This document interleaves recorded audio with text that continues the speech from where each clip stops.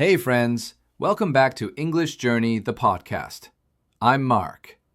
In today's episode, I will teach you practical tips to sound like native speakers. I will also teach you short, simple phrases that native speakers use every day. These are real phrases used in real life. This episode is not just about learning, it's also listening practice. You can listen, understand, repeat, and speak with me. It will help you sound more natural and confident in English. Let's get started. So, let's begin with a question. What does it really mean to speak like a native? Many learners believe it means speaking with perfect grammar, using advanced vocabulary, or sounding exactly like someone from the UK, the US, or Australia. But the truth is, that's not what it means. Speaking like a native does not mean using big, difficult words. It does not mean speaking very fast. And it definitely does not mean losing your own voice or your own identity. To speak like a native means something much simpler. It means speaking in a way that is natural, relaxed, and real. Not like a textbook, but like a human being. In fact, many native speakers do not speak perfectly. They make small grammar mistakes. They stop and restart their sentences. They use simple, short phrases. They often speak in an informal way. And that is okay. What makes their speaking sound native is not perfection. It's the flow, the tone, and the use of real, everyday English. Okay, now that we understand what speak like a native really means, let's take a closer look at what native English speakers actually do when they speak. What makes their speech sound natural and easy to understand? Native speakers almost always use contractions in daily conversation. A contraction is a shorter form of two words. So instead of saying, "I am very tired today," a native speaker would usually say, "I'm very tired today." It's quicker, it's smoother, and it sounds more relaxed. Using contractions helps your English sound more like natural speech. Instead of saying, "I am," say, "I'm." Instead of saying, "You are," say, "You're." Instead of saying, "She is," say, "She's." Also, native speakers don't always use long, formal sentences. In fact, they often say just a few words, but those words carry a lot of meaning. These short, natural phrases help conversations feel relaxed and real. Here are some common examples. Sounds good. This means I agree or that plan is fine with me. No way. This means really or I can't believe it. It often shows surprise or disbelief. I'm in. This means I want to join or I want to participate. Hang on. This means wait a moment. All set. This means I'm ready or everything is prepared. Got it. This means I understand. Will do. This means I will do that. It's often used as a response to a request. I'm out. This means I'm not joining, I'm leaving, or I'm not interested. My bad. This means that was my mistake, or I'm sorry. Fair enough. This means that makes sense, or I accept your point. No worries. This means it's okay, or don't worry about it. Sometimes it means you're welcome.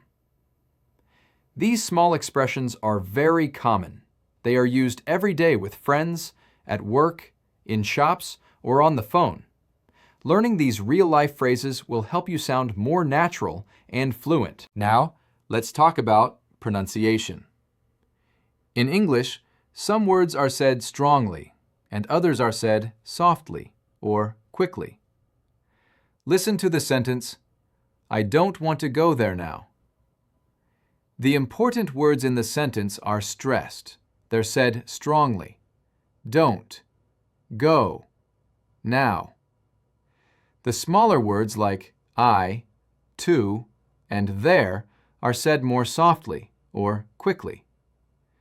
This rhythm gives English its natural music. But don't worry about being perfect. Just start noticing the rhythm when you listen. Over time, your own speech will become smoother too. The first step is noticing the rhythm and the stress. Next, native speakers often connect words when they speak quickly.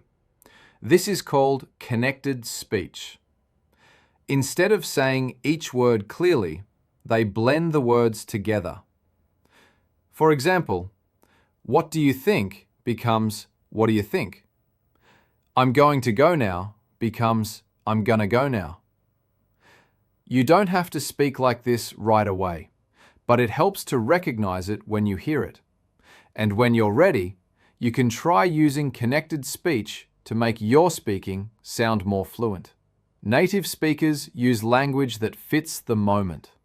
They don't speak like a textbook. They speak like real people with real feelings. They say things like, "It's up to you," which means you decide. Or they say, "I'll catch you later," which means see you later. Or, "That's not my thing," which means I don't like it. Or, "You nailed it," which means you did it perfectly. Learning these everyday phrases helps you sound more like a native speaker, and it also helps you understand them better when you listen. So what can you learn from native speakers? Here's a quick summary. They use contractions like I'm, she's, they're. They speak in short, natural phrases. They use rhythm and stress to guide meaning. They connect words when speaking quickly. And they use real-life expressions, not just formal grammar. Start by noticing, start by listening, and then, little by little, try these habits in your own speaking. At a store, you can say, "I'm just looking, thanks," or "How much is this?" or "Do you have this in a medium?" At a cafe, you can say, "Can I get a coffee to go?"